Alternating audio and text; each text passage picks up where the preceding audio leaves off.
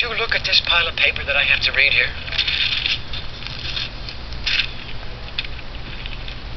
I don't need my glasses for this. Well, they're right here at my desk. Whoa! Oh, my goodness. Someone's playing a joke on me. Wait a minute. Of course. It must be Big Harbour Fools Day. What's Big Harbour Fools Day? See, once a year there's a special day when we all play jokes to make each other laugh. Well, most of us. Let me tell you what happened to George last time it was Big Harbour Fools Day.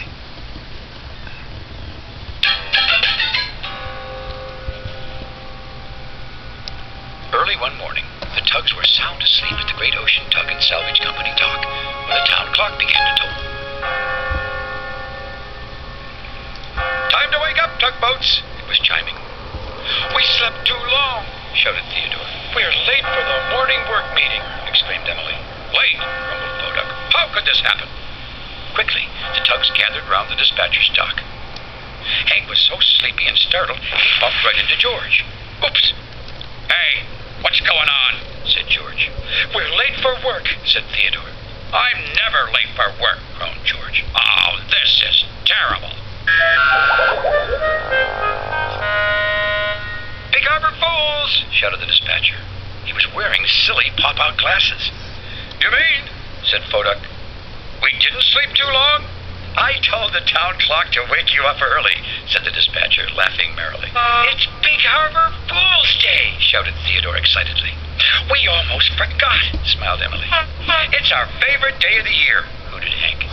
It's the dumbest day of the year, grumbled George as he puffed up some smoke from his smokestack, the way he did when he was upset. Then he turned back to his dock and didn't say another word. What's the matter with George? Whispered Hank. I don't know, answered Theodore. I really don't know. A little later, the tugs set off to their jobs for the day.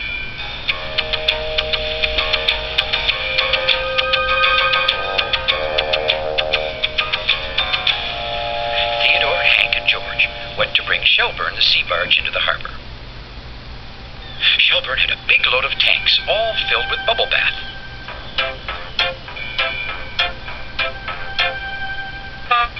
Theodore let out a small, sharp whistle, then hurried around behind Shelburne. Shelburne tried to see who was whistling at him, but he couldn't see anyone. Then Hank whistled from the other side and hurried behind Shelburne.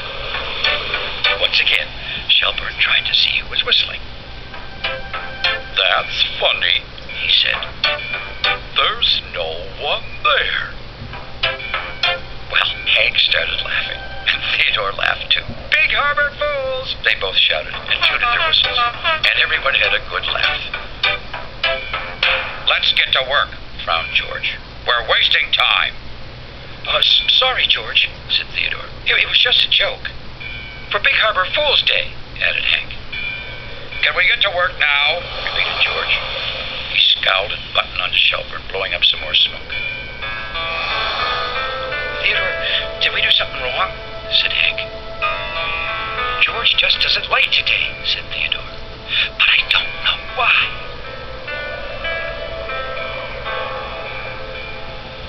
In another part of the harbor, Poduk was inspecting docks to see if they were safe. He started with Donald Dock. Everything ship-shape, Donald? Said Poduk. I mean, dock shape. Uh-huh, said Donald. You see, uh-huh is all Donald ever says. Emily snuck up on Poduk,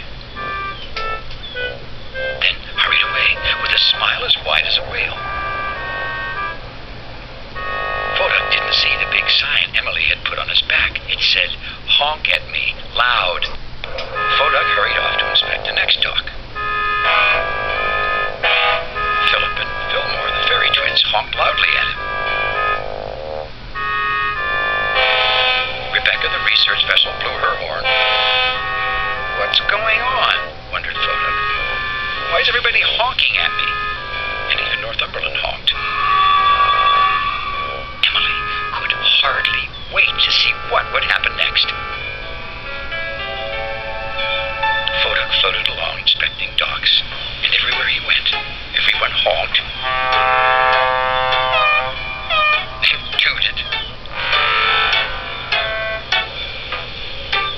and dinged at him. I wonder, Fodak said to himself, are my bumpers on backwards? Theodore and Hank were just bringing Shelburne to his dock. Prepare to turn, called George. Preparing to turn, called Theodore. Preparing to... called Hank. Tooting his whistle at Fodak and laughing. Toot, said George. Who said toot? I said turn. Hank? Hank? But Fodak has a funny sign on him, grinned Hank. Big Harbour Fools, Emily shouted at Fodak. Fodak began to spin around, trying to see the sign on his back, which made everyone honk and toot and ding even louder. Well, everyone, please be quiet, roared George. Did